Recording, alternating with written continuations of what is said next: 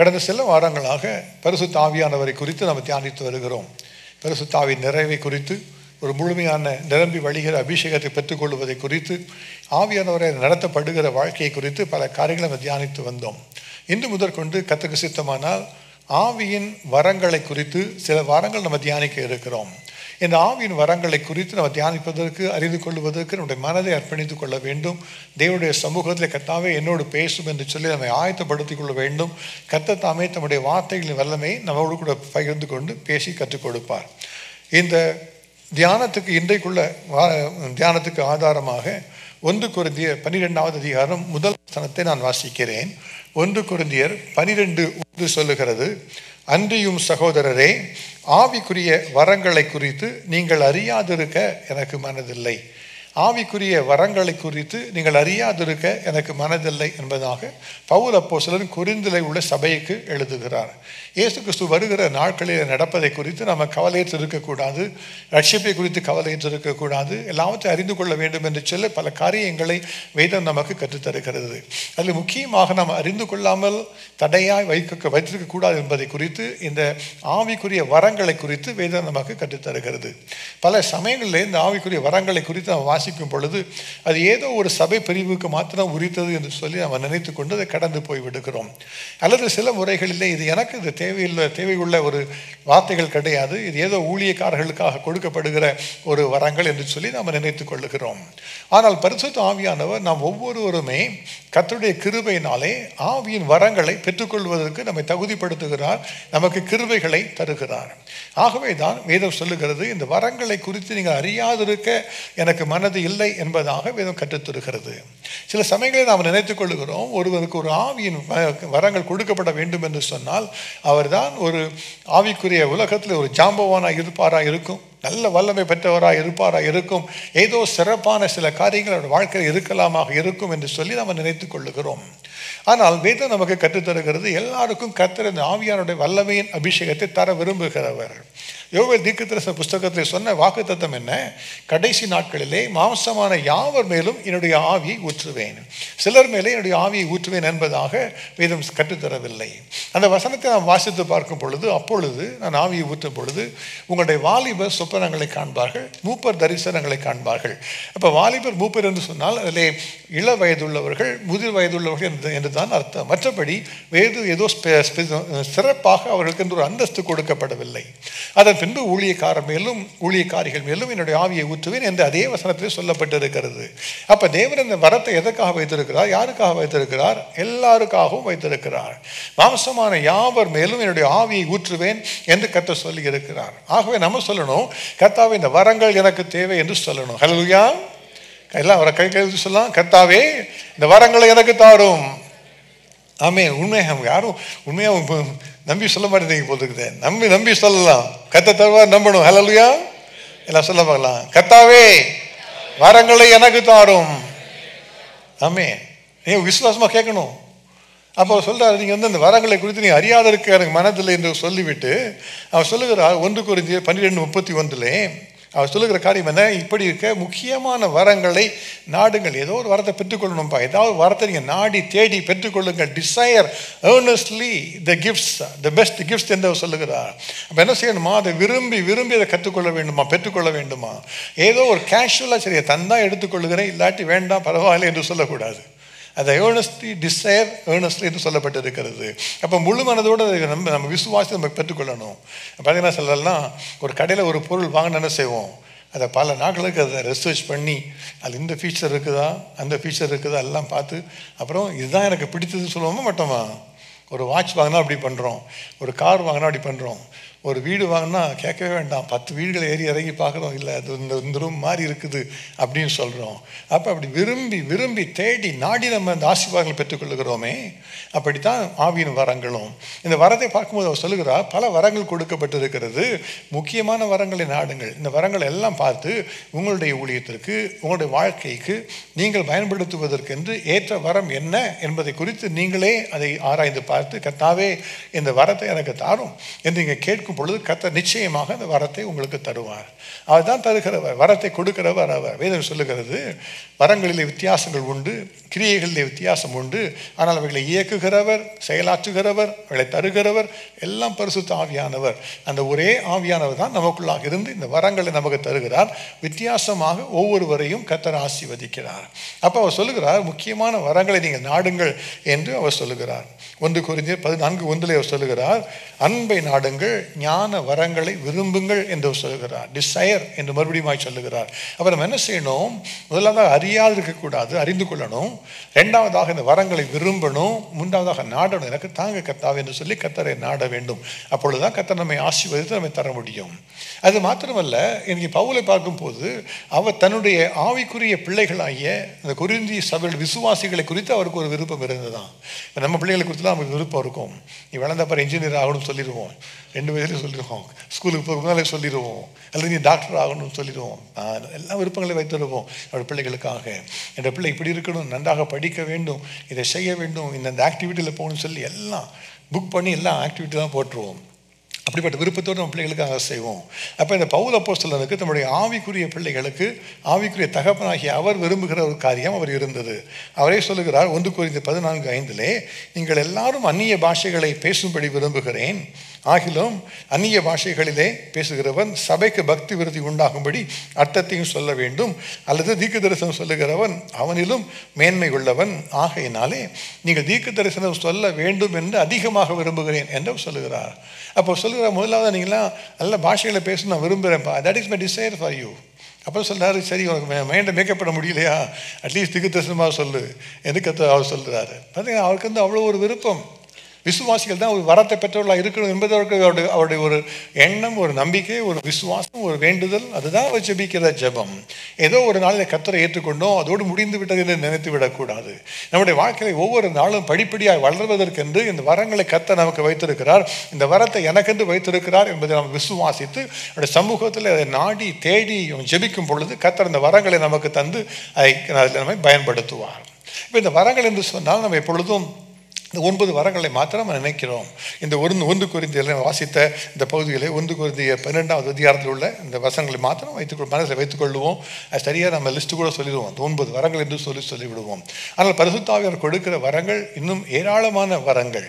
இந்த ஒரு இடத்துல மாத்திரம் வேத வசனம் ஆவியின் வரங்களை குறித்து பேசவில்லை, பல இடங்களிலே பேசி இருக்கிறது. நம்ம பார்க்கும்போது நம்ம யோசிக்கக்கூடாது, இந்த ஒரே இடத்துல நம்ம 9 வசனத்தை சொல்லிட்டாரு பவுல், ஏதோ சிறப்பாக சொல்லிட்டாரு, அப்படி இல்லை. எல்லா இடங்களிலும் வேத வசனம் பல இடங்களிலே இதை வெளிப்படுத்துகிறது. வேதத்தில் பார்க்கும் பொழுது 1 கொரிந்தியர் 12:4-11 இது குறித்து பார்க்கிறோம். ரோமர் 12:6-8 வசனங்களிலே இதை பார்க்கிறோம். 1 கொரிந்தியர் 14வது அதிகாரம் 1-4 வசனங்களிலே இதை குறித்து வாசிக்கிறோம். 1 கொரிந்தியர் 14:12-15 வசனங்களிலே வாசிக்கிறோம். எபேசியர் 4:11-13 வசனங்களிலே வாசிக்கிறோம். 1 பேதுரு 4வது அதிகாரம் 10-11 வசனங்களிலும் வாசிக்கிறோம். இப்போ இத்தனை இடங்களிலும் ஆவிக்குரிய வரங்களை குறித்து சொல்லப்பட்டிருக்கிறது. ஒவ்வொரு இடத்திலும் வித்தியாசமான பல வரங்களை குறித்து அதில் எழுதப்பட்டிருக்கிறது. உதாரணமாக ரோமர் 12:6-8 பார்க்கும் பொழுது வேதம் சொல்லுகிறது, நமக்கு அருளப்பட்ட கிருபையின்படியே நாம் வெவ்வேறான வரங்கள் உடையவர்களாய் இருக்கிறபடியினாலே நம்மில் தீர்க்க தரிசனம் சொல்லுகிற வரத்தை உடையவன் விசுவாச பிரமாணத்துக்கு ஏற்றதாக சொல்ல கடவன். ஊழியம் செய்கிறவன் ஊழியத்திலும், போதிக்கிறவன் போதிக்கிறதிலும், புத்தி சொல்லுகிறவன் புத்தி சொல்லுகிறதிலும் தரித்திருக்க கடவன். பகிர்ந்து கொடுக்கிறவன் வஞ்சனை இல்லாமல் கொடுக்க கடவன். முதலாளியானவன் ஜாக்கிரதையாய் இருக்க கடவன். இரக்கம் செய்கிறவன் உற்சாகத்துடனே செய்ய கடவன். இப்போ பார்த்தீங்கன்னா சொல்லுகிறார், எல்லா வேலைகளை செய்வதற்கும் உங்களோட வாழ்க்கையில் பல காரியங்களை செய்வதற்கு ஒவ்வொன்றுக்கும் ஒரு திறமை, ஒரு தகுதி, ஒரு தேவையாக இருக்கிறது. அதிலே கர்த்தருடைய ஆவியானவர் உங்களுக்கு வரங்களை கொடுத்து அபிஷேகம் கொடுத்து நடத்துகிறவர் என்று கூட சொல்லப்பட்டிருக்கிறது. அதற்காக நினைத்துக் கொள்ளக்கூடாது ஒருவருக்கும் இயற்கையான தாளந்துகள் கிடையாது, அது ஆவியானவர் தான் எல்லாவற்றையும் செய்கிறார் என்று நம்ம சொல்லிவிட முடியாது. இயற்கையான தாளந்துகள் உண்டு. ஆனால் ஒரு மனிதன் இயற்கையான தாளந்துகளோடு ஒரு வேலையை செய்வதை பார்க்கலாம், ஒரு அபிஷேகம் பெற்ற மனிதன் அதே வேலையை செய்தால் பாருங்க வித்தியாசமாக இருக்கும். அல்லேலூயா. யோசித்து பாருங்க, நீங்கள் வந்து ஒரு பந்தி பெருமாற சொல்கிறீங்க, வரவங்களாம் சாப்பாடு கொடுங்கப்பான்னு சொல்லி சர்விங் டேபிள் ஆட்டில் போடுறீங்க. அது இயற்கையான தாளந்துகளோடு செய்கிறவர்கள் இருக்கிறார்கள். ஆனால் அதே பரிசுத்த ஆவியின் அபிஷேகத்தில் நிரம்பி செய்கிறவர்கள் இருக்கிறாங்க. எனக்கு தெரிந்த ஒரு நல்ல ஆண்டி இறந்து போயிட்டாங்க, அவங்களை குறித்து அவங்களுக்கு சொல்லியிருக்கிறேன். அவங்க இதில் ஒரு விசேஷமாக வரம் பெற்றவர்கள். மற்றவர்கள்லாம் எப்படி உபசரிக்க வேண்டும் என்பதை குறித்து. உபசரிக்கலாம் ஒரு வரமா வந்தால் ஒரு காப்பி கொடுக்கக்கூடாதா, கொடுக்க முடியாதா அப்படின்னு நீங்கள் சொல்லிடுவீங்க எளிதா. அப்படி இல்லை. அவங்க வீட்டுக்கு கூப்பிட்டாங்கன்னா ஒரு 200-250 பேரை கூடுவாங்க. ஒரு வீட்டில் ஒரு 3 பெட்ரூம் வீடு தான் இருக்கும். அதில் 200 பேர் வருவாங்க. பார்த்தீங்கன்னா அவங்க பேசுவாங்க. எல்லாரும் பார்த்தீங்கன்னா every one will think that this party was only for them. அப்படி தான் அவங்க முடிச்சு வந்தீங்கன்னா சொல்லுவாங்க, எனக்காகவே இதை பண்ணாங்க அப்படின்னு சொல்லுவாங்க. ஒருத்தர் பார்த்து கேட்பாங்க, உங்களுக்கு காஃபி பிடிக்கும் பார்த்தீங்களா, காஃபி வச்சுக்கன்னு சொல்லுவாங்க. இன்னொருத்தர் பார்ப்பாங்க, உங்களுக்கு மகளுக்கு தூக்கம் வரும் பார்த்தீங்களா, அந்த பெட்டில் இடம் வச்சுருக்கேன், அங்கே போய் படுத்துக்கன்னு சொல்லுவாங்க. ஒவ்வொருத்தரும் வித்தியாசம் சொல்லுவாங்க. ஒருத்தர் பார்த்து மராட்டி தெரிஞ்ச ஒரு மராட்டியில் பேசுவாங்க. ஒரு வார்த்தை கற்றுட்டு வந்துடுவாங்க. அடுத்த மராட்டியில் பேசுவாங்க. அவங்க தமிழில் அந்த நாகர்கோவிலை சேர்ந்தவர்கள். அப்போ பார்த்தீங்கன்னா அவர்களுக்கு கொடுக்கப்பட்ட வரம் அது. அப்போ ஒருவனை விசாரிப்பதற்கு, உபசரிப்பதற்கு, இரக்கம் காண்பிப்பதற்கு, பகிர்ந்து கொடுப்பதற்கு, எல்லா வேலைகளையும் செய்வதற்கும் ஆவியானவர் தேவை. ஹல்லேலூயா. நீங்களே கேட்டு பார்க்கணும், எனக்கு இந்த ஆவியோட அபிஷேகத்தை தாருங்க என்று கேட்டு பார்க்கும் பொழுது கர்த்தர் நிச்சயமாய் தருவார். உங்களை சிலருக்கு கர்த்தர் சில வரங்களை ஏற்கனவே தந்திருக்கிறார், நீங்கள் அதை அறியாமல் இருக்கிறீர்கள். சிறு வயதில் இருக்கும்போது நான் பார்த்தீங்கன்னா சில காரியங்களை கர்த்தர் என்னை பயன்படுத்துவார். அப்போ பார்க்கும்போது எனக்கு யோசனையாக இருக்கும். ஆனால் நாட்கள் அடையில் தெரிந்து கொண்டேன், கர்த்தர் அந்த வரத்தை எனக்கு கிருபையாய் தந்தார் என்பதை நான் புரிந்து கொண்டேன். அதே போல் தான் உங்களுக்கு கூட சில சமயங்களில் நீங்கள் யோசிக்கலாம், உங்களுக்கு இயற்கையாக எனக்கு ஞானம் இருக்குது நீங்கள் நினைத்து கொள்ளலாம். ஆனால் ஆவியானவர் அதை கொடுக்கிறவராக இருக்கிறார். அப்போ இந்த ஆவிக்குரிய வரங்களிலே 9 வரங்களை குறித்து வேதம் சொல்லுகிறது. அது ஊழியத்திற்காக, தேவனுடைய நாம மகிமைப்படுவதற்காக, மற்றவர்கள் ஆசீர்வதிக்கப்படுவதற்காக, சபை பக்தி விருத்தி அடைவதற்காக, எல்லாருக்கும் பிரயோஜனமாக இருப்பதற்காக சில வரங்களை கர்த்தர் தருகிறார். சபையிலே இருக்கிற ஒவ்வொருவரும் இந்த வரங்களை பெற்றுக்கொள்ள வேண்டும் என்பதற்காகத்தான் பரிசுத்த ஆவியானவர் பவுல் மூலமாக இதை நமக்கு கற்றுத் தருகிறார். இந்த 9 வரங்களை குறித்தும் கர்த்தருக்கு சித்தமானால் வருகிற வாரங்களில் ஒவ்வொரு நாளும் ஒவ்வொரு வாரமும் நாம் தியானிக்க போகிறோம். ஆனால் அதற்கு முன்பாக நாம் அறிந்து கொள்ள வேண்டிய சில அடிப்படையான காரியங்களை குறித்து இன்றைக்கு யோசித்து தியானித்து நம்ம ஜெபிக்க போகிறோம். ஏன்னா அடிப்படை அந்த காரியத்தை அறிந்து கொண்டால்தான் நம்ம வரங்களை பெற்று நம்ம கர்த்தருக்காக பிரகாசிக்க முடியும். இதில் அடிப்படை தேவைகள் என்ன, அடிப்படையாக நம்ம செய்ய வேண்டிய காரியங்கள் என்ன என்று பார்க்கும் பொழுது வேதம் பல காரியங்களை நமக்கு கற்றுத் தருகிறது. முதலாவதாக நம்ம செய்ய வேண்டிய காரியம் என்ன? ஒரு ரட்சிக்கப்படாதவன் பரிசுத்த ஆவியின் நிறைவை பெற்றுக்கொள்ள முடியாது. ஆவியானுடைய வரங்களை ரட்சிக்கப்படாத ஒரு மனிதனோ ஒரு மனுஷியோ பெற்றுக்கொள்ள முடியாது. ரட்சிக்கப்பட்டவர்கள் தான் இந்த தேவனுடைய ஆவியானுடைய வரங்களை பெற்றுக்கொள்ள முடியும். ஏனென்று சொல்லி கேட்குறீங்க, நீங்கள் ரட்சிக்கப்பட்டால்தான் ஆவியானவர் உங்களுக்குள்ளாக வருகிறார். அவர் வந்தால் தான் உங்களுக்குள்ளாக அந்த கிரியை நடப்பித்து தருகிறார். இது ஆவியானவரே கிரியை செய்கிற காரியம். நீங்கள் உங்கள் சொந்த ஞானத்தினால உற்பத்தி செய்கிற காரியம் அல்ல. ஆவியானவர் வந்தால் தான் இந்த வரங்களை அவர் நமக்கு தந்து நம்மை செயல்படுத்துகிறவர். ஆகவே தான் வேதம் நமக்கு என்ன கற்றுத்தருகிறது? முதலாவதாக இந்த வரங்களை பெற்றுக்கொள்வதற்கு முதலாவதாக ரட்சிப்பை நாம் உறுதிப்படுத்திக் கொள்ள வேண்டும். உங்கள் ரட்சிப்பை உறுதிப்படுத்திக் கொள்வதற்கு ஜாக்கிரதையாய் இருங்கள் என்பதாக வேதம் கற்றுத்தருகிறது. ஆகவே முதலாவதாக அறிந்து கொள்ள வேண்டிய காரியம், இந்த வரத்தை குறித்து ஜெபிப்பதற்கு முன்பாக நம்முடைய ரட்சிப்பு நிறைவேற பிரயாசப்பட வேண்டும். ரட்சிப்பிலேயே ஒரு அடிப்படை ரட்சிப்பிலேயே உங்களுக்கு பிரச்சனை இருந்ததானால் இந்த வரங்களை குறித்து ஜெபிக்க கூடாது. முதலாவதாக நீங்கள் கர்த்தருக்குள்ளாக பலப்பட்டு விட வேண்டும். அப்பொழுதுதான் இந்த கிருபையை பெற்றுக்கொள்ள முடியும். கர்த்தர் சொல்லுகிறார் பேதுருவை பார்த்து, பேதுருவே நீ எனக்கு மறுதலிக்க போறப்பா அப்படின்னு சொல்றாரு. 3 தடவை மறுதலிக்க போறேன்னு சொல்றாரு. சொல்லிட்டு கர்த்தர் சொல்லுகிறாரு, நீ என்ன பண்ணு, நீ குணப்பட்ட பின்பு உன் சகோதரரை ஸ்திரப்படுத்து என்று சொல்லுகிறார். அப்போ நீ குணப்படணும் முதலாவதாக, அப்புறம் தான் உன் சகோதரரை என்ன செய்யணும்? ஸ்திரப்படுத்தணும். நீ குணப்படாமல் நான் போய் உபதேசிக்க போகிறேன் போக கூடாது. அப்போ கர்த்தர் வந்து ஒரு அபிஷேகத்தை கர்த்தர் பேதுருக்கு என்று வைத்திருந்தார். அந்த பெந்தைக்கோஸ்தே நாளுக்கு என்று வைத்திருந்தார். அதற்கு முன்பாக பேதுரு குணப்படும்படியாக 3 முறை அவரை பார்த்து கேட்கிறார், பேதுருவே நீ என்னை நேசிக்கிறாயா என்று 3 முறை கேட்டு அந்த பாவத்தில் இருந்து, அந்த வீணான வார்த்தைகளின் சாபத்தில் இருந்து அவரை விடுதலை செய்து அவரை சுகப்படுத்தி அதன் பின்பு தான் அந்த அபிஷேகத்தை அவர் கொடுத்து வழி நடத்தினார். அதுதான் தேவன் வைத்திருக்கிற காரியம்.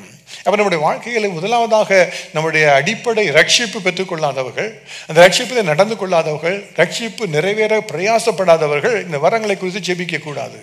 அப்படி ஜெபிக்கும் பொழுதுதான் பிசாசின் காரியங்கள் வந்து உங்களுக்குள்ளாக வந்து செயலாற்ற ஆரம்பிக்கும். இதை பல சமயம் நம்ம தவறாக புரிந்து கொள்ளுகிறோம். சொல்லுகிறோம், இந்த மனிதன் சொல்லுகிறான் அவன் அந்நிய பாஷை பேசுகிறேன் என்று சொல்லி வாழ்க்கையை பார்த்தா பெரிய சாட்சி கெட்ட வாழ்க்கையாக இருக்கிறது. ஆகையினாலே எனக்கு இந்த பரிசுத்தாவே வேண்டாம் என்று நம்ம சொல்லிவிடுகிறோம்.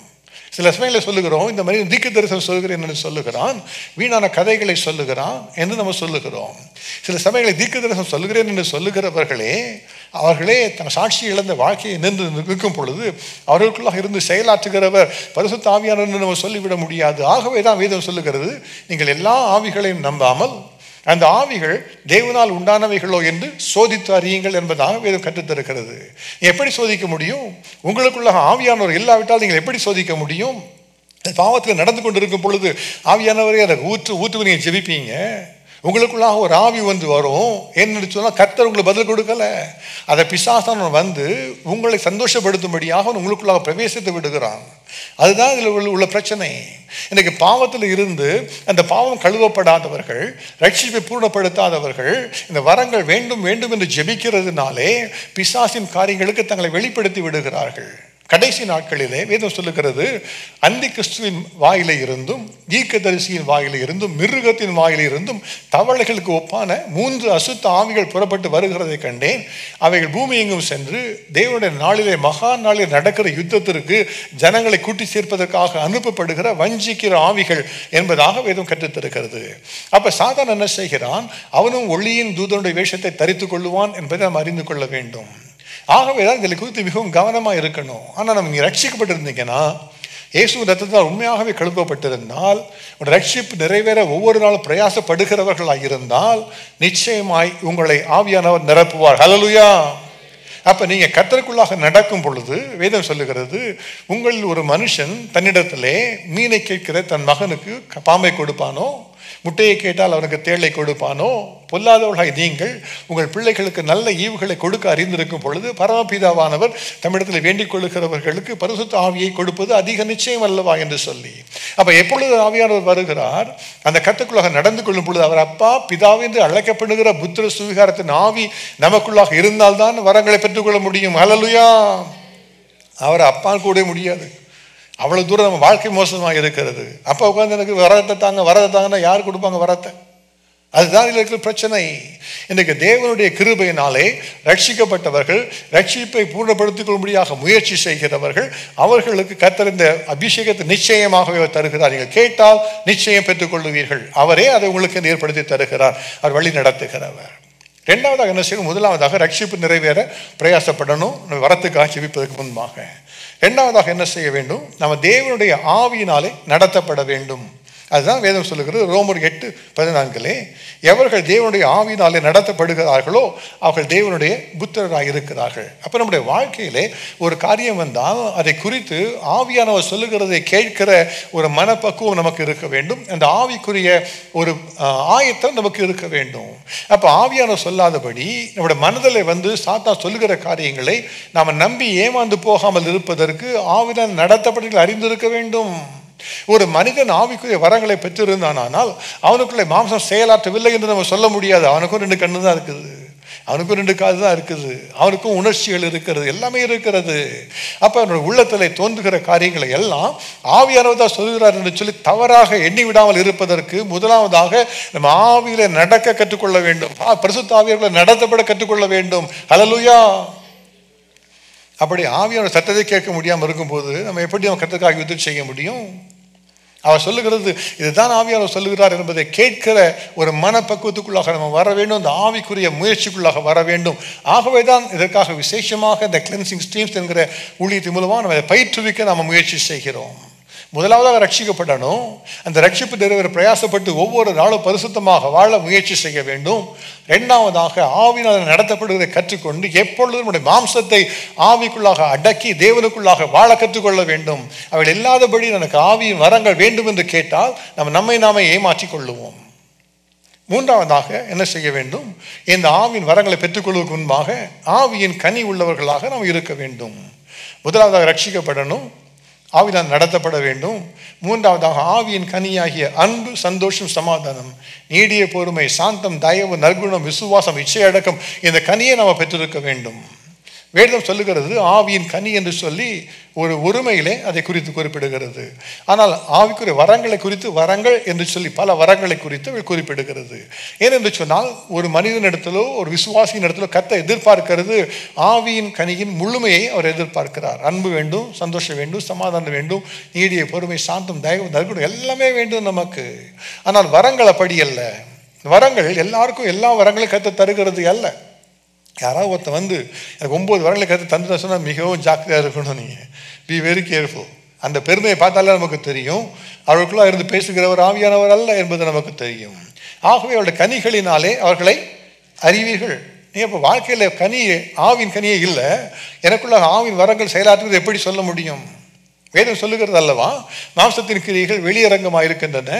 அவையாவன விபச்சாரம், வேசித்தனம், அசுத்தம், காமவிகாரம் என்று பலவிதமான இச்சைகள், பிரிவினைகள், பகைகள், விரோதங்கள் இவைகளை வைத்துக்கொண்டு எனக்குள்ளாக ஆவியானவர் இருக்கிறார் என்று எப்படி சொல்ல முடியும்? அவருடைய கனிகளினாலே அவர்களை அறிவீர்கள். அப்போ ரட்சிக்கப்படணும், ரட்சிப்பு நிறைவேற பிரயாசப்படணும். ஆவிலே நடப்பதற்கு நம்ம அர்ப்பணித்துக் கொண்டு ஒவ்வொரு நாளும் ஆவிலே நடக்க நம்ம கற்றுக்கொள்ள வேண்டும். ஆவியானோட சத்தத்தை கேட்க கற்றுக்கொள்ள வேண்டும். மூன்றாவதாக ஆவியின் கனி உடையவர்களாக இருக்க வேண்டும். அதன் பின்புதான் நம்ம வரங்களுக்குள்ளாக செல்ல முடியும். இந்த வரங்களை குறித்து சொல்லும் பொழுது வேதம் சொல்லுகிறது, நாம் வாசித்த வேத பகுதியிலே வேதம் தெளிவாக சொல்லியிருக்கு, ஒருவனுக்கு ஆவியினாலே பற்பல பாஷைகளை பேசுதலும், வேறொருவனுக்கு அந்த ஆவியினாலே விசுவாசமும், வேறொருவனுக்கு குணமாக்கும் வரங்களும் என்று சொல்லப்பட்டிருக்குது. ஆகவே தான் கர்த்தர் ஒவ்வொருவருக்கும் வித்தியாசமான வரங்களை தருகிறவர். ஒருவர் சொல்லிவிட எனக்குத்தான் 9 வரங்களை கர்த்தர் தந்து விட்டார் என்று சொல்ல முடியாது. அவன் யோசித்து பார்க்க வேண்டும், கவனமாக இருக்க வேண்டும். கர்த்தர் பல வரங்களை சிலருக்கு தர வாய்ப்பு இருக்கிறது, இல்லை என்று சொல்ல முடியாது. ஆனால் ஒரு மனிதனோ ஒரு மனுஷியோ எனக்குத்தான் 9 வரங்களை கர்த்தர் தந்துவிட்டார் என்று சொன்னால் அந்த கனியை பார்த்தே நீ அறிந்து கொள்ளலாம். அவர்கள் ஏதோ வேறு விதமான ஆவில நிரப்பப்பட்டிருக்கிறார்கள் என்பதை அறிந்து கொள்ளலாம். ஆனால் அதை பார்த்து ஒரு வேளை ஒரு கள்ள பணம் இருந்தால் உண்மையான பணம் இல்லை என்று சொல்ல முடியாது இல்லையா? ஒருத்தன் கள்ள நோட்டு வச்சிருக்கிறான், அதனால உண்மையான நோட்டு ஒன்றுமே இல்லைன்னு சொல்ல முடியுமா? சொல்ல முடியாது. உண்மையான டாலரும் உண்டு, கள்ள நோட்டும் உண்டு. அப்போ கள்ள தீர்க்கதரிசனம் சொல்லுகிற மனிதர்கள் இருக்கிறதுனாலே உண்மையான தீர்க்கதரிசன வரம் இல்லை என்று நம்ம சொல்ல முடியாது. ஒருவன் கள்ளத்தனமான வார்த்தைகளை பேசிக்கொண்டு அந்நிய பாஷை என்று சொல்லுகிறதுனாலே உண்மையான அந்நிய பாஷை என்று ஒன்று அல்ல என்று நம்ம சொல்லிவிட முடியாது. ஆவியானவர் தான் அவைகளை தருகிறவர். அப்போ நம்ம கேட்கணும், கர்த்தாவே இந்த ஆவிகளை பகுத்தறிகிற வரத்தை எனக்கு நீங்கள் தாரோம் என்று சொல்ல வேண்டும். இதை எப்படி நம்ம கற்றுக்கொள்ள முடியும்? நமக்குள்ளாக இருக்கிற ஆவியானவர் அதை குறித்து பேசுவார். நமக்குள்ளாக இருக்கிற ஆவியானவர் அதை குறித்து வெளிப்படையாக நம்மோடு கூட பேசி கற்றுத் தருவார். ஆவியானவர் நமக்கு வரங்களை கொடுத்து ஏதோ மற்றவர்களை மட்டப்படுத்துவதற்காகவோ மற்றவர்களை கீழே தள்ளுவதற்காகவோ இடித்து போடுவதற்காகவோ நமக்கு ஆவியான அபிஷேகத்தை தருகிறவர் அல்ல. அதுக்கு தகுதியான ஆளை பார்த்து தான் கற்றுத் தருகிறார். ஒரு தேவ ஊழியக்காரருக்கு ஒரு வரத்தை கத்த கொடுத்திருந்தார். அவர் கை வச்சா போதும் அசுத்தாவி பிடித்தவங்க ஆட ஆரம்பிச்சிடுவாங்க, அசுத்தாவில விட்டு விலகி ஓடிவிடும். அப்படிப்பட்ட ஒரு வரத்தை அவருக்கு கொடுத்திருந்தார். இந்த குறிப்பிட்ட ஊழியக்காரர் ஒரு முறை ஒரு ஊரிலே தேவனுடைய கூட்டங்களை நடத்துவதற்காக வந்திருந்த பொழுது நம்ம தமிழ்நாட்டிலே அது தெருவில் ஒரு திருமண ஊர்வலம் சென்றது. மாப்பிள்ளையும் பொண்ணும் சேர்ந்து போகிறாங்க. போகும்போது இந்த குறிப்பிட்ட ஊழியக்காரர் கூட்டம் நடத்துகிறார் கேள்விப்பட்டதுனாலே அவங்க உள்ளே வந்துட்டாங்க. மாப்பிள்ளையும் பொண்ணும் உள்ளே வந்துட்டு எங்களுக்கு ஒரு கையில் எங்கள் தலையில் கை வச்சு ஜெபம் பண்ணிங்களே ஆசீர்வாதத்தை அனுப்புங்க என்று சொல்லி வந்துட்டாங்க. அந்த ஊழியக்காரர் முன்பாக வந்து நிற்கிறார்கள். அந்த ஊழியக்காரை ஜெபித்து அந்த மனிதனுடைய அந்த மணமகனுடைய தலையில் கை வைத்த உடனே அவனுக்குள்ளே இருக்கிற பிசாசு ஆட ஆரம்பித்து விட்டது. உடனே அந்த ஊழியக்காரர் என்ன செய்திருப்பார்? உடனே பார்த்து, கர்த்தாவே இந்த மணமகன் தன்னுடைய மன நாளிலே எல்லாருக்கும் முன்பாகவும் இந்த விடுதலை பெற்றுக்கொண்டு அவன் வெட்கப்பட்டு போய்விடக்கூடாது. அதனால் இந்த ஆவியை அடங்கும்படி கட்டளையிடும், ஏற்ற நாளில் எனக்கு முழு விடுதலை நீங்கள் அவங்க தாரும் என்று சொல்லி ஜெபித்த உடனே அவன் அமைதியாயிட்டான். அவன் ஆசீர்வாதத்தை அனுப்பிவிட்டார்.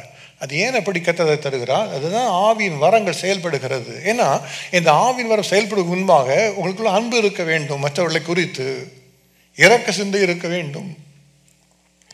அப்போ அதெல்லாம் இல்லாமல் இந்த வரம் இருக்குதுன்னு சொல்ல முடியுமா? முடியாது. அப்போ இந்த வரங்களை கேட்பதற்கு முன்பாக ஆவியின் கனி உடையவர்களாக நம்ம மாற வேண்டும். அப்போ தேவனாலே ரட்சிக்கப்பட வேண்டும், ஆவியில் நடத்தப்பட வேண்டும், ஆவியின் கனிகளை பெற்றுக்கொள்ள வேண்டும். அதன் பின்பு இந்த ஆவியின் வரங்களை குறித்து ஒரு சரியான மனப்பக்குவம் புரிந்து கொள்ளுதல் நமக்கு இருக்க வேண்டும். எதற்காக இந்த வரம் நமக்கு தேவை என்பதை குறித்து நம்ம அறிந்திருக்க வேண்டும். சிலர் சொல்லுவாங்க, நான் மற்ற முன்பாக நான் ஒரு பெரிய ஊழியக்காரன் நான் காணப்படணும், அதுக்காக வரதை தாங்கன்னா கர்த்தர் தரவே மாட்டார், வீட்டுக்கு போயிட்டு வந்து அனுப்பிட்டுருவார். எதுக்காக கர்த்தர் வரங்களை தருகிறார்? கர்த்தர் தம்முடைய சித்தத்தை நிறைவேற்றுவதற்காகத்தான் வரங்களை தருகிறார். ஏன்னா கர்த்தர் தான் இந்த வரங்களை இயக்குகிறவர். ஒரு மனிதனோ ஒரு மனுஷியோ இயக்குபவர்கள் அல்ல. அவள் அபிஷேகத்தை பெற்றுக்கொண்டவர்களாக இருந்தாலும் ஆவியானவர் தான் அதை வெளிப்படுத்தி இயக்குகிறவர் எப்பொழுதுமே. ஒரு தீர்க்கதரிசி தன்னுடைய சுயசித்தத்தை தீர்க்க தரிசனம் சொன்னால் தீர்க்க தரிசனம் அல்ல. எலிசா என்கிற ஒரு பெரிய ஒரு தீர்க்கதரிசி, எலியாவை போல 2 மடங்கு அற்புதங்களை செய்தவர், ஆவியானோட சத்தத்தை கேட்டவர், அபிஷேகத்தால் பல காரியங்களை செய்தவர். இந்த தீர்க்கதரிசி ஜெபித்ததினாலே, ஒரு ஆசீர்வாதத்தை சொன்னதினாலே ஒரு ஏழை தாய்க்கு நல்ல ஒரு மகன் கொடுக்கப்பட்டான். சூனேமியாருடைய வாழ்க்கையில் மகன் கொடுக்கப்பட்டான். அந்த மகனுக்கு ஒரு முறை வியாதி வந்தது, மரித்து போய்விட்டான். இப்போ இந்த சூனேமியார் வருகிறாள், நான் தேவனுடைய மனிதனை பார்க்க வேண்டும் என்று சொல்லி அவள் ஓடோடி வருகிறாள். ஆனால் கர்த்தர் அந்த காரியத்தை அவனுக்கு சொல்லாமல் மறைத்தார் என்று வேதம் சொல்லி இருக்கிறது. ஏன்? அவருக்குள்ளாக ஆவியானவர் இல்லையா? ஏன் அவருக்கு தெரியாமல் போய்விட்டது? அதிகத்தை செய்ய எல்லாம் தெரியணுமா அல்லவா? அப்படி அல்ல. கர்த்தர் எதை விரும்புகிறாரோ அதைத்தான் அவர் வெளிப்படுத்துவார். எதை கர்த்தர் ஞாபகப்படுத்த வேண்டும் என்று விரும்புகிறாரோ அதைத்தான் அவர் வெளிப்படுத்துவார். அதை யாருக்கு வெளிப்படுத்துவார்? பொறுப்பாக அதை அந்த ஊழியத்தை செய்கிறவர்களுக்கு தான் அவர் வெளிப்படுத்துவார். எல்லாருக்கும் வெளிப்படுத்துகிறவர் அல்ல. அந்த ஆவியின் கனி இல்லாதவர்களுக்கு வரங்களை தருகிறவர் அல்ல அவர். அதை புரிந்து கொள்ள வேண்டும். அதே சமயத்தில் அவர் தம்முடைய மகிமைக்காக பயன்படுத்துகிறார். எலிசாவுக்கு அதை சொல்லவில்லை கர்த்தர். ஆனால் எலிசாவே அதை பின்பு சென்று கற்றுக்கொள்ள எதற்காக சொல்லலைன்னு நான் யோசித்து பார்த்தேன். அந்த எலிசாவுடைய விசுவாசத்தை கூட கர்த்தர் பலப்படுத்துவதற்கு அதுக்கு இந்த ஒரு நேரம் வைத்திருந்தார். எலிசாவை பயிற்றுவிப்பதற்காக வைத்திருந்தார். அதை காத்தான் கர்த்தர் அதற்காக அதை அனுமதித்து கொடுத்தார். ஊழியக்கால தேவனுடைய பிள்ளைகள் மனிதர்கள் தானே, அவர்கள் கூட தவறு செய்ய வாய்ப்பு இருக்கிறது அல்லவா? அதை நம்ம நன்றாக தெரிந்து கொள்ள வேண்டும். அப்போ இந்த வரங்கள் வந்து விட்டது ஒரு திகுதசம் ஆகிட்டார் அப்படின்னா, நான் முன்பாய் போய்னா ஒரு மனிதனுடைய எல்லா அந்தரங்களும் அவங்க தெரிந்துவிடும் என்பதாக அல்ல. கர்த்தர் எதை வெளிப்படுத்த சித்தமாக இருக்கிறாரோ அதை தான் வெளிப்படுத்துவார். ஒரு மனிதனுடைய உள்ளான பாவங்கள் எல்லாவற்றையும் ஒரு ஊழியக்காரர் கர்த்தர் வெளிப்படுத்துவதில்லை. சில பாவங்களை வெளிப்படுத்துகிறார். ஏன் வெளிப்படுத்துகிறார்?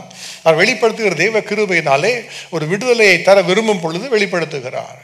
இந்த மனிதனுடைய வாழ்க்கையில், இந்த மனுஷனுடைய வாழ்க்கையில் இந்த பிரச்சனை இருக்கிறது, அதற்காக ஜெபித்திருக்கிறார்கள், விடுதலை வேண்டும் என்று சொல்லி அதை தெய்வ மனிதன் மூலமாக தொட்டு விடுதலை செய்ய வேண்டும் என்று கர்த்தர் விரும்பும் பொழுதுதான் அந்த விடுதலையை அவர் தருவார்.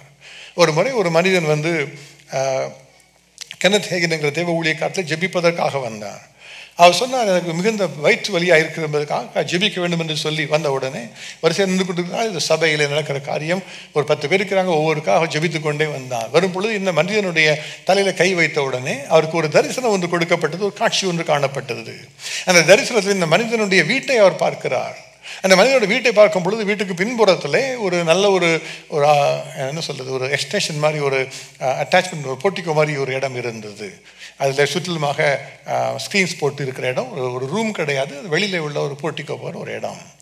அந்த இரவு வேளையிலே இந்த மனிதன் தூக்கம் வராதபடிக்கு எழுந்து சென்று அங்கே படுத்திருப்பதையும் அந்த படுக்கையில் தூக்கம் வராமல் உருண்டு கொண்டு இருப்பதையும் அவருக்கு தரிசனத்தில் காண்பிக்கப்பட்டார். அப்போ காண்பித்து கர்த்தரோடு தெளிவாக ஒரு காரியத்தை சொன்ன உடனே ஜெபிப்பதை நிறுத்திவிட்டு அந்த மனிதனை பார்த்து சொன்னார், தேவன் எனக்கு ஒரு காரியத்தை காண்பிக்கிறார், அது உண்மையா? இப்படி உனக்கு வீட்டில் குறிப்பிட்ட இடம் இருக்கிறதா? ஆம் என்று அவர் சொன்னாராம். அந்த இடத்துல இருந்து சமீபத்து நாட்களிலே இரவில் தூக்கம் வராமல் அங்கே சென்று படுத்திருந்தாயா? ஆம் என்று அவர் சொன்னார்.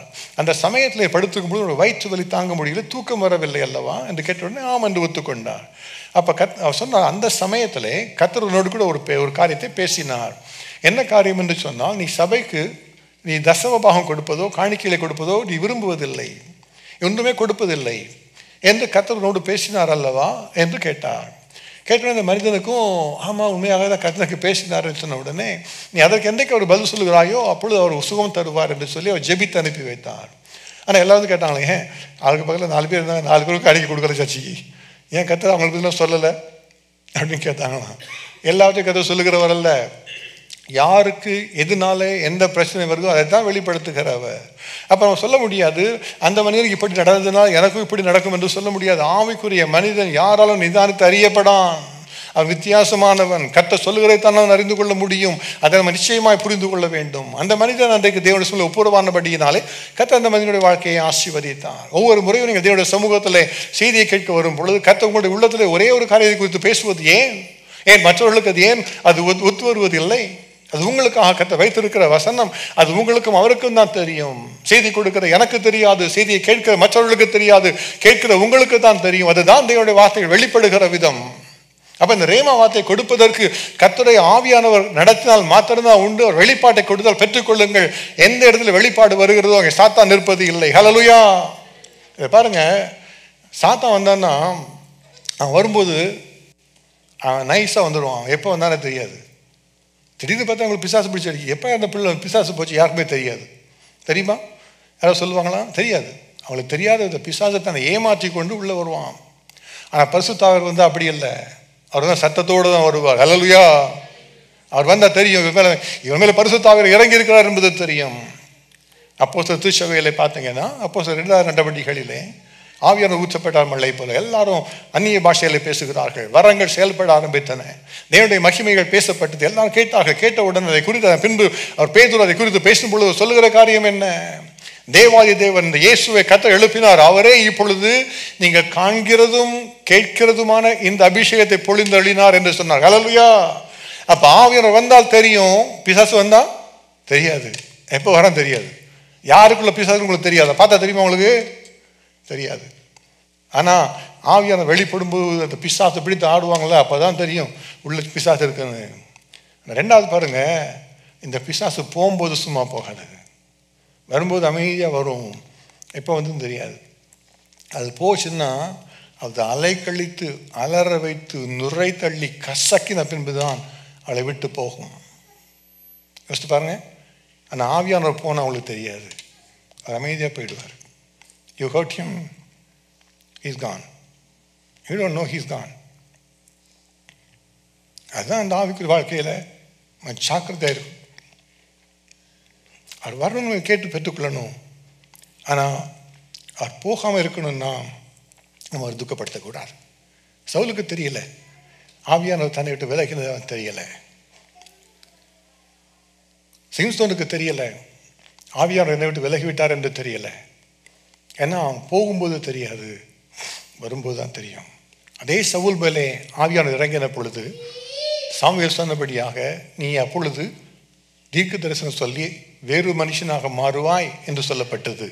அப்போ அவன் வரும்பொழுது பார்த்தீங்கன்னா அதே போல் ஒரு தீர்க்க தரிசன புத்தகத்தை பார்க்கிறான். ஆவியானவர் மேலே கடந்து வந்தார்.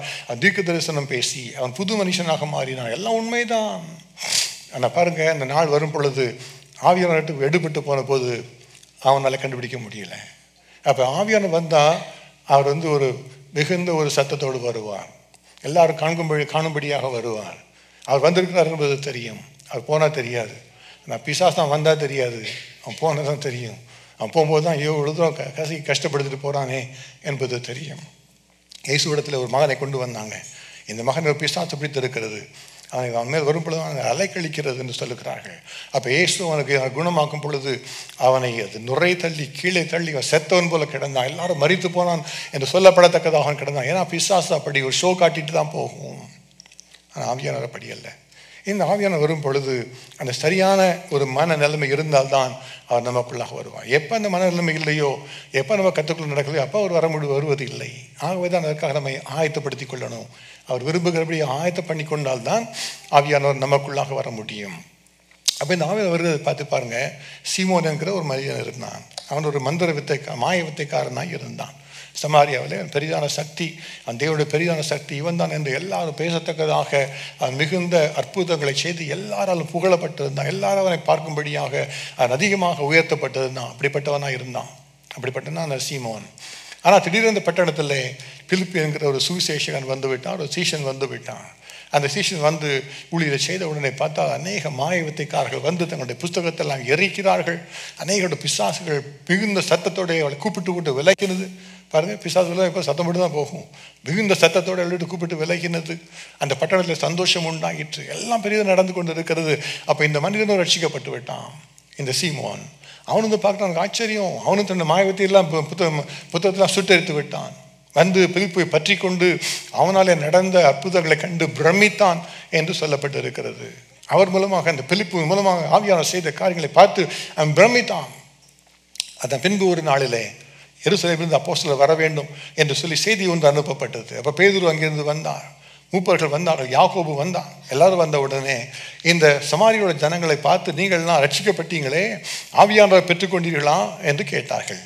அவர் சொன்னாங்க, ஆவியானவரின் குற்றம் கேட்டதில்லை என்று சொன்ன உடனே பேதுரு அவர்களுக்காக ஜெபித்து அவர் மேல் கைகளை வைத்தார். அப்பொழுது அவர்கள் பரிசுத்த ஆவியை பெற்றுக்கொண்டார்கள். அப்போ இந்த சீமோன் இதை பார்த்த உடனே அவன் பேதுருவை பார்த்து பணத்தை கொண்டு வந்து, நான் எவன் மேலே கைகளை வைக்கிறேனோ அவனுக்கும் இந்த அற்புதம் அபிஷேகம் கிடைக்கும்படி எனக்கும் இந்த வரத்தை தர வேண்டும் என்று சொல்லி அவன் கேட்டான். அவன் வரத்தை விரும்பினான். ஆனால் பாருங்க, அது உள்ளம் எப்படி இருக்கிறது, இன்னும் பழைய நிலைமையிலே இருக்கிறது. எப்படி மற்றவர்கள் பார்த்து பிரமிக்கும்படியாக காரியங்களை செய்தானோ அதே போல நான் கை வச்சா போதும்பா, உனக்கு ஆவியானவர் வந்துடுவார், ஆகினாலும் ஏன்ட்ட வா என்று சொல்லுவதற்காக அவன் மாற்றும்படியான எண்ணம் அவனுக்குள்ளாக இருந்தபடியால பேதுருவை பார்த்து சொல்லிட்டான், உனக்கு இந்த விஷயத்தில் பங்கும் இல்லை பாகமும் இல்லை, உன் பணம் உன்னுடைய நாசமாய் போக கடவுள் என்று அவன் சொல்லிவிட்டான். அப்போ பாருங்க, நம்முடைய வாழ்க்கையை யோசித்து பார்க்கும் போது நம்ம தேவனுக்குள்ளாக வந்திருக்கிறோம். ஒரு நாளிலே அந்த சீமோனை போல நாமும் கூட நம்முடைய பாவ வாழ்க்கையை விட்டு வெளியே இயேசுவை ஏற்றுக்கொண்டு விட்டோம், இயேசுவோடு நடந்து கொண்டு இருக்கிறோம். ஆனால் நம்முடைய பழைய பாவ சுபாவங்கள் இன்னும் நம்முடைய வாழ்க்கையில் இருந்து கொண்டே தான் இருக்கிறது. அப்போ அந்த பாவ சுபாவம் இருந்து கொண்டு இருக்கும்போது ஒரு பெருமையோ ஒரு மேட்டிமையோ மற்றவர்களுக்கு முன்பாக என்னை நான் பெரிதாக காண்பித்துக் கொள்ள வேண்டும் என்கிற எண்ணமோ இருந்தால் இந்த ஆவியானவர் வருவது இல்லை. அவன் பார்த்தீங்கன்னா அந்த சீமோன் சொல்லி அவனால் உண்மை செய்ய முடியாத அன்றைக்கு தேவனுடைய சமூகத்தில் பெற்றுக்கொள்ள முடியவில்லை அவனால். ஆகையால் அதை குறித்து நம்ம கவனமாக இருக்க வேண்டும். தவறான கொள்கைகளை குறித்து, தவறான போதனை குறித்து எச்சரிக்கையாக இருக்க வேண்டும். பலர் யூடியூப்ல மெசேஜ் போடுவாங்க, பலர் ஃபேஸ்புக்கில் போடுவாங்க. எல்லாத்தையும் நம்பாதிருங்கள். யோசித்து பாருங்கள், உங்களுக்குள்ள ஆவியானவர் இருக்கிறாரா, உங்களுக்குள்ள பரிசுத்த ஆவியானவர் பேசுகிறாரா? நீங்கள் அதை அறிந்து கொண்டால் போதும், மற்ற யாரும் சொல்வது குறித்து கேட்டு நம்பி ஏமாந்து போக மாட்டீர்கள். பார்த்தீங்கன்னா வேதம் சொல்லுகிறது மிகவும் தெளிவாக. இந்த போதனை என்ன, நான் ஒரு வேளை நான் ஆவியானவரை கூப்பிட்டு அழைத்தால் அசுத்தாவி வந்து விடுமோ என்று சிலர் எண்ணுவார்கள். அது எப்படி வரும்? தேவனை அறியாதவர்களுக்குத்தான் அப்படி நடைபெறும்.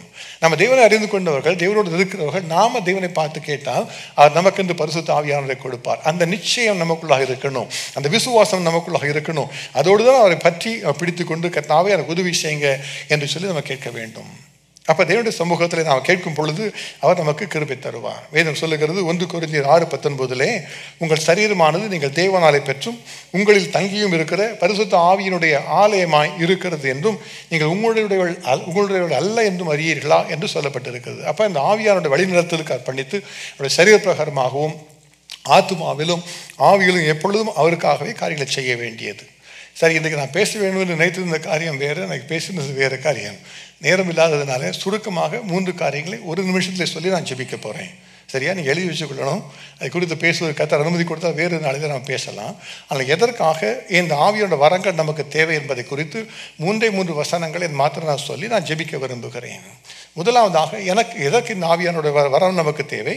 எபிரேயர் 2:4 சொல்லுகிறது, அடையாளங்களினால் 2:4 சொல்லுகிறது தமிழிலே, அடையாளங்களினாலும் அற்புதங்களினாலும் பலவிதமான பலத்த செய்கைகளினாலும் தம்முடைய சித்தத்தின்படி பகிர்ந்து கொடுத்த பரிசுத்த ஆவின் வரங்களினாலும் தேவன் தாமே சாட்சி கொடுத்ததுமாக இருக்கிற இவ்வளவு பெரிதான ரட்சிப்பை குறித்து நாம் கவலையில் இருப்போமானால் தண்டனைக்கு எப்படி தப்பித்துக் கொள்ளுவோம். அப்போ எதற்காக இந்த பரிசுத்த ஆவியானவர் தேவை? மற்றவர்களை ரட்சிப்புகளாக நடத்துவதற்கு இந்த அபிஷேகம் நமக்கு தேவை, இந்த வரங்கள் நமக்கு தேவை. எப்பொழுது வரங்கள் செயலாற்றுகிறதோ, எப்பொழுது மனிதர்கள் அந்த வரங்கள் செயலாற்றுகிறதை பார்த்து அறிந்து கொள்வது, அப்பொழுதுதான் அவர்கள் தேவனுக்குள்ளாக வர முடியும். இயேசு கிறிஸ்து இந்த உலகத்தில் வரும் பொழுது அவர் பிசாசின் பிடியிலே அகப்பட்ட யாவரையும் குணமாக்குகிறவராயும் நன்மைகளை செய்கிறவராகவும் சுற்றி திரிந்தார். எப்படி அவர் செய்தார்? அவருக்குள்ளாக ஆவியானவர் இருந்தபடியினாலே அவர் அந்த காரியத்தை அவர் செய்தார். அதே காரியத்தை தான் நமக்கு என்று கர்த்தர் சொல்கிறார். எதற்காக இதை தருகிறாராம்? மற்றவர்கள் ரட்சிக்கப்பட வேண்டும். அப்போ உங்களுடைய வாழ்க்கையில் ஆவியான வரங்கள் கொடுக்கப்பட்டால் அது மற்றொரு ரட்சிப்புக்காக அவர் கொடுக்கிறார் என்பதை நீங்கள் அறிந்து கொள்ள வேண்டும். பல இடங்களில் எழுப்புதல் வருவதற்கு காரணம் என்ன? ஆவியானவர் கிரியைகளை நடப்பித்தபடியினாலே எழுப்புதல் உண்டாயிற்று. இந்தோனேசியாவிலே 1965 எழுப்புதல் உண்டாகிற்று. ஒரு மரித்து போய் கிடந்த ஒரு மனிதனை அடக்கம் பண்ணுவதற்காக ஒரு சுவிசேஷ குழுவினரை அழைத்திருந்தார்கள். 2 நாட்கள் கழித்து அதில் ஒருவர் சொன்னாராம், நம்ம பாடல்களை பாடலாம், இந்த மனிதனை உயிரோடு கத்த எழுப்புவார் என்றவர் சொன்னாராம். எல்லாருக்கும் ஒரே ஆசை, எப்படி உயிரோடு எழுப்புவார் என்று சொல்லி. ஆனால் அவர் பாட ஆரம்பித்தார்கள். ஒரு பாட்டு பாடினாங்க, 1 சத்தத்தை காணும். 2 பாட்டு 3 பாட்டு ஒன்றுமே. இது 1965 நடந்த காரியம்.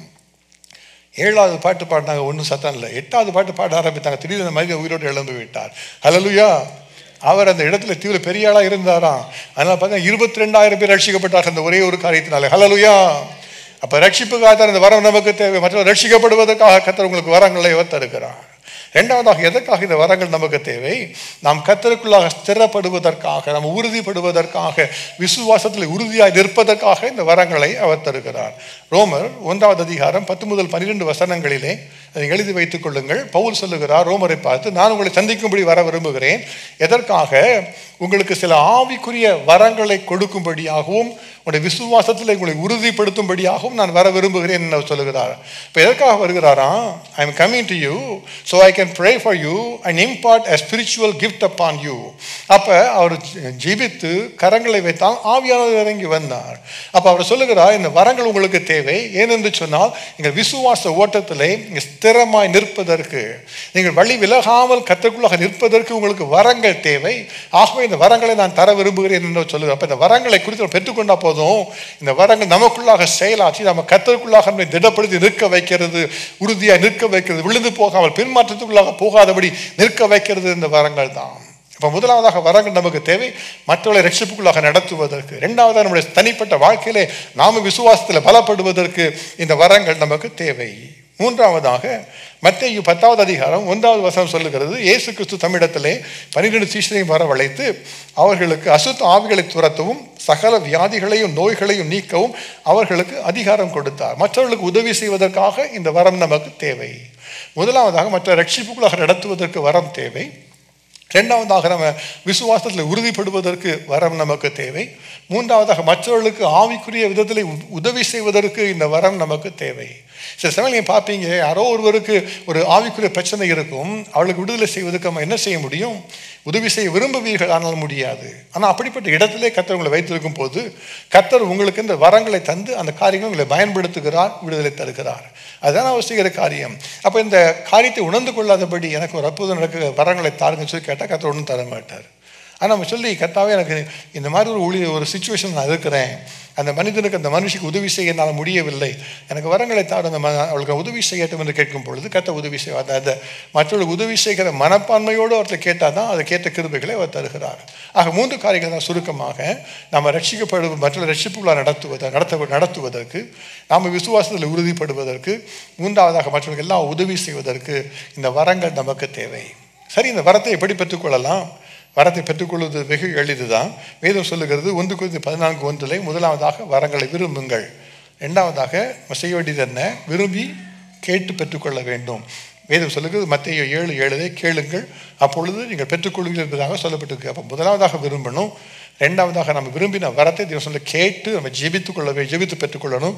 மூன்றாவதாக யோவான் 20:22 சொன்னபடியாக கர்த்தர் நமக்கு வரங்களை தருகிறார், நம்ம விசுவாசத்தோடு எடுத்து பெற்றுக்கொள்ள வேண்டும். இதுதான் கர்த்தர் நமக்கு கொடுக்குற ஒரு காரியம்.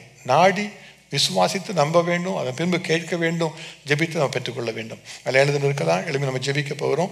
கர்த்தாவே, இந்த ஒரு குறிப்பிட்ட நாட்களுக்குள்ள எங்களை கொண்டு வந்திருக்கிறீர், உங்களுடைய வரங்களை குறித்து தியானிப்பதற்காக எங்களை கொண்டு வந்திருக்கிறீர். நான் இந்த நாட்கள் முடிவுக்கு முன்பாக நான் வரத்தை பெற்றுக்கொள்ள வேண்டும். அதுதான் உங்களை வைராக்கியமான வாஞ்சியாக இருக்கணும். சில நாட்கள் நாங்கள் தியானிக்க போகிறோம். கர்த்தாவே, இந்த வரத்தை நீங்கள் எனக்கு தரணும்னு சொல்லி நீங்கள் கேட்டால் தான் கர்த்தர் உங்களுக்கு தர முடியும். பார்த்தீங்கன்னா பேதுரு பேசி கொண்டிருந்தாராம். அவர் பேசிக்கொண்டு கேட்டுக்கொண்டிருந்த எல்லா மேலும் ஆவியானவர் இறங்கினாராம். ஏன் திடீர்னு இறங்கினார்? ஏன்னா அவங்கெல்லாம் விசுவாசத்தோடு ஒரு வாஞ்சியோடு காத்திருந்தார்கள். வசனத்தை கேட்டவர்கள் எல்லா மேலும் ஆவியானவர் ஊற்றப்பட்டார். அப்போ அந்த விரும்பி பெற்றுக்கொள்வதற்காக நம்ம அர்ப்பணித்துக் கொள்ளணும். கர்த்தாவே, இந்த சில நாட்களுக்குள்ளாக நான் வரத்தை பெற்றுக்கொள்ளணும். என்னுடைய வாழ்க்கையில் ஆவியானோட வரங்கள் செயலாற்றுவதை நான் பார்க்கணும். மற்றவர்களுக்கு உதவி செய்வதற்காக, ரட்சிப்புக்குள்ளாக நடத்துவதற்காக, என்னுடைய வாழ்க்கையை நான் பலப்படுவதற்காக எனக்கு அந்த வரத்தை தாரும் என்று சொல்லி எல்லாம் கண்களை மூடி ஜெபிக்க ஆரம்பிக்கலாம். அவரை பார்த்து ஜெபியுங்க, கேளுங்கள், அப்பொழுது உங்கள் சந்தோஷம் நிறைவாக இருக்கும்படி பெற்றுக்கொள்வீர்கள் என்று கற்றுத் தருகிறது. எல்லாம் ஜெபிக்கலாம், எல்லாம் ஜெபிக்கலாம். கர்த்தாவே, ஸ்தோத்திரம் அப்பா.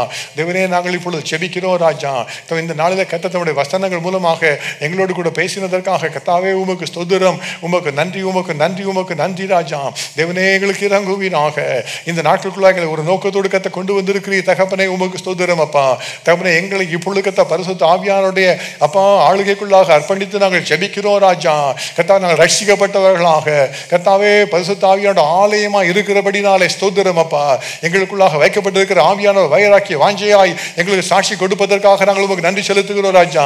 இன்றைக்கு என்னை நீர் பலப்படுத்துவீராக, என்னை பலப்படுத்துவீராக. எல்லாம் ஜெபி, என்னை பலப்படுத்துங்க ராஜா. இந்த வரங்களை நான் பெற்றுக்கொள்ள வேண்டும் தகப்பனே. நான் வரங்களை வாஞ்சிக்கிறேன், இந்த வரத்தை நான் நாடுகிறேன் ராஜா. கர்த்தாவே, ஆவியானவர் தாமே பகிர்ந்து கொடுக்கிற தம்முடைய சித்தத்தின்படி பகிர்ந்து கொடுக்கிற நல்ல வரத்தினாலே நிரப்பி தாரும். இந்த நாட்களுக்கு முன்பாய் தகப்பனே, நாங்கள் வரத்தை பெற்றுக்கொண்டோதான் நிற்கணும் கர்த்தாவே.